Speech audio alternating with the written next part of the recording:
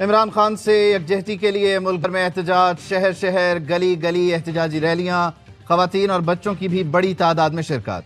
PTI रहनुमाओं की अपने अपने हलकों में एहतजाज में शिरकत। कराची गुलिस्तान जौहर में एहतजाज, अवाम की बड़ी तादाद में शिरकत। इमरान खान का आखिरी सांस तक साथ देने का आज़म। इस्लामाबाद F9 पार्क में भी बैरूनी साजिश के खिलाफ एहतजाजी मुजाहिरा। लाहौर के लिबर्टी चौक, फैसलाबाद में घंटा घर चौक पर एहतजाज, इमरान खान के हक में नारे। चिनियोट, गुजरात हवेली लखा में इमरान खान की कॉल पर कारकुनों की बड़ी तादाद सड़कों पर निकली।